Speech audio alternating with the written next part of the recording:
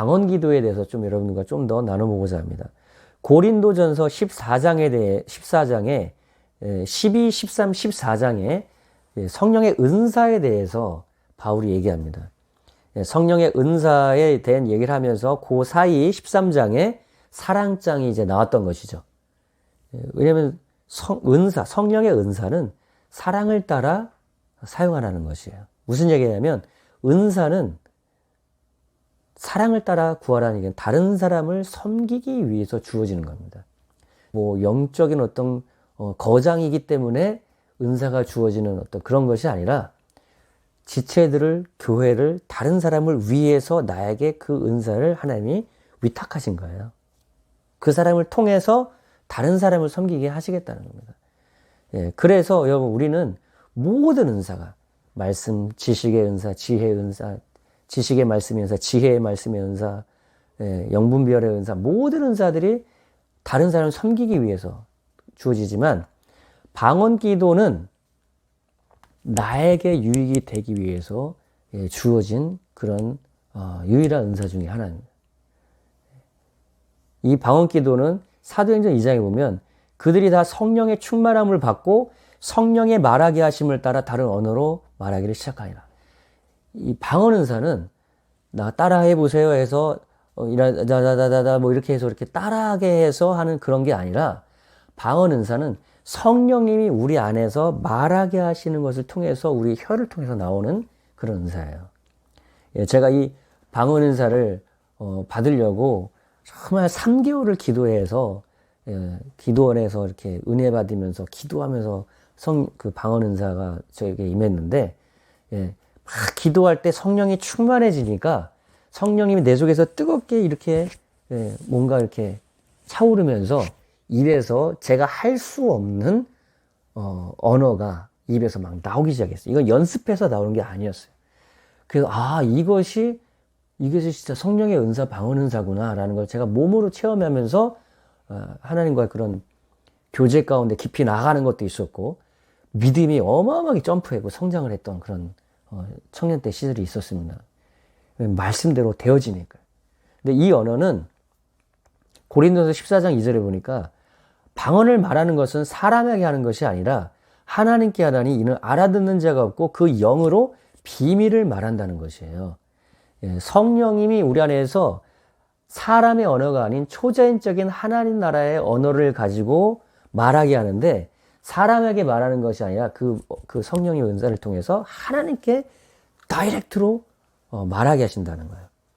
여기서 그 영어로 비밀을 말한다고 할 때 비밀이 미스터리라고 되어 있는데 감추어진 내 속에 내가 알지도 못했던 죄가 될 수도 있고요. 그것이 생각나게 해서 하나님께 회개하고 자백하게 해서 죄의 문제에서 벗어나게 하는 걸 수도 있고요. 또 내 앞에 어떤 문제가 있고 사고의 위험이 있어요. 그것을 가지고 성령님은 미리 아시기 때문에 그 비밀을 하나님께 간구해서 피해가게 하시는 그런 경우도 있습니다. 그런 성령의 그 방언의 기도를 통해서 그런 간증들을 또 많이 듣잖아요. 어떤 분이 막 차를 타고 가는데 속에서 막 기도가 나와가지고 성령으로 방언으로 막 기도를 하는데 사고가 탁 났는데 그 사고 가운데서 자기가 기적과 같이 살아났다라는 그런 이제 간증도 있고요. 내가 항상 다니던 길인데 그때는 막 방언으로 기도하면서 가다 보니까 이 길로 가고 싶은 그 마음이 자꾸 이렇게 뭔가 마음을 막으시더래요. 그래서 항상 다니던 길에서 다른 길로 가는데 나중에 뉴스에 보니까 거기서 대형 어떤 사고가 나는 어떤 그런 이제 간증들이나 이런 것들 듣잖아요. 저도 그런 경우들이 있거든요. 성령의 은사 속에서 방언을 막 기도하다 보면 하나님이 내 마음속에 감동을 주셔요. 이렇게 해서 이렇게 해야 이렇게. 그래서 이렇게 가게 되면 거기서 하나님의 은혜를 경험하게 되고 하나님의 역사를 체험하는 경우들이 정말 많거든요.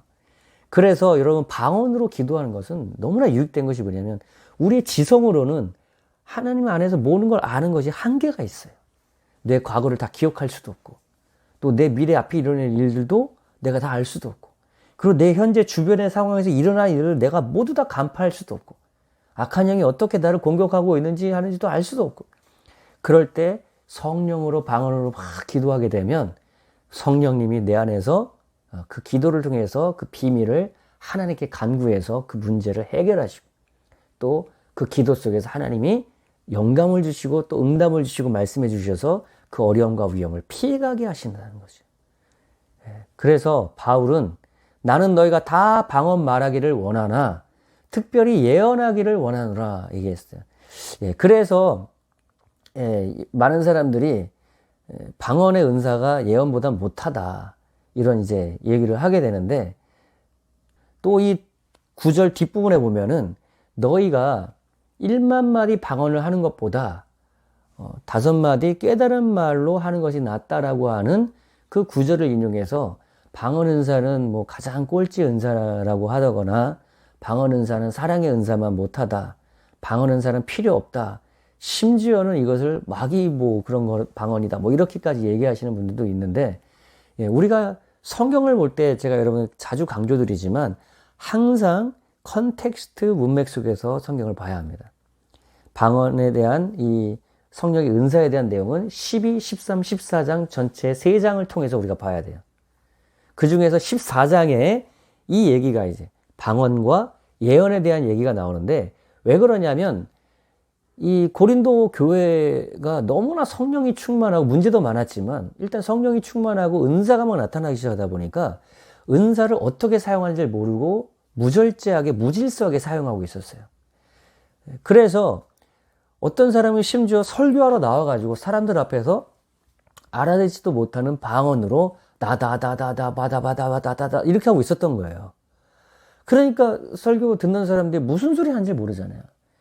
바울이 얘기했던 겁니다. 너희가 나와서 예배 가운데, 그 컨텍스트는 예배 가운데 나와서 가르치기 위해서 말할 때는 알아듣는 말로 말을 해야 된다 이거예요. 그것이 예언인 겁니다. 대언. 하나님의 음성을 들어서 하나님의 말씀을 받아서 알아듣는 말로 말해주는 것이 방언보다 낫다는 거예요. 왜냐하면 그것이 사람들에게 들려질 때 은혜가 되고 교회가 세워지니까요. 그래서 바울이 1만 마디 방언하는 것보다 5마디 깨달은 마음으로 말하는 것이 낫다라는 것은 성도들에게 교회 가운데서 가르치기 위해서 나왔을 때 그때는 깨달은 마음으로 말을 해줘야 된다는 것 당연하죠. 제가 여러분에게 지금 설교한다고 이렇게 하나님의 말씀을 전한다고 나와가지고 다다다다다다다다 30번 이렇게 하고 있어 보세요. 이게 지금 무슨 의미가 있어요, 이것이. 그래서 깨달은 마음, 깨달은 것 가지고 여러분들에게 전달을 하는 것이잖아요. 그런 의미에서 바울은 강조했던 겁니다. 그래서 고린도전서 그 14장 마지막 부분에 보면 너희가 질서를 따라서 이것을 하라고 해요. 고린도전 13장에서는 사랑을 따라서 은사를 구하고 사용하라고 얘기하죠. 다른 사람의 유익을 위해서 하라는 겁니다. 그리고 질서를 따라서 필요에 따라서 in order 그런 적당한 절차를 따라서 은사를 사용하라고 얘기를 했던 거예요.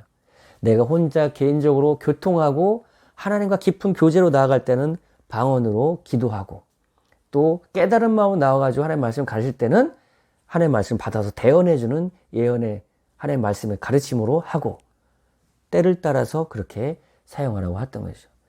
또 방언이 때로는 예언이 되는 예언이 되는 그런 경우가 또 있습니다. 제가 대학생 때 영국 총 갈 때 좀 많이 두려웠거든요.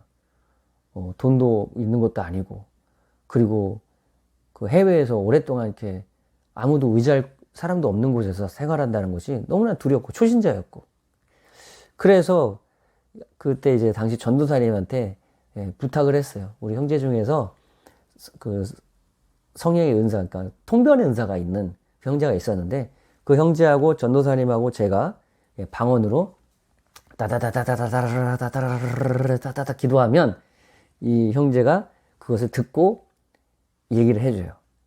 그럼 또 제가 또 다다다다다다다 또 기도하면 또 듣고 얘기해 주는데 그 기도 속에서 그 통용을 해서 저에게 말해주는 그것이 예언이 되더라고요.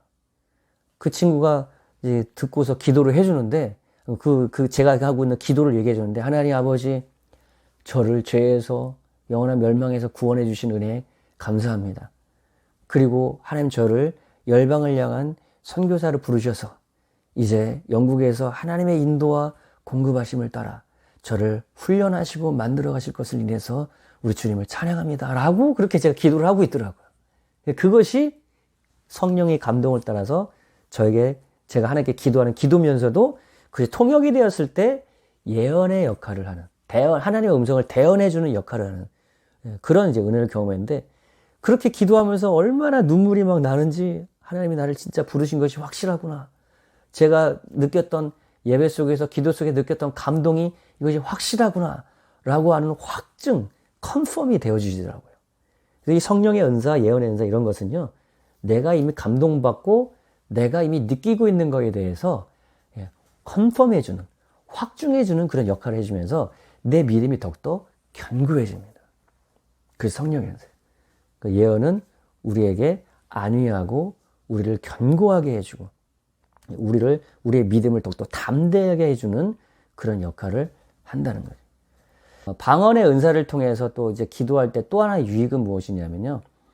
제가 혼자 기도할 때, 삶 속에서 너무나 피곤하고 너무나 힘이 들고 할 때, 또는 아플 때도, 혼자 기도 음악을 틀어놓고 저는요, 말도 잘 안 나오잖아요.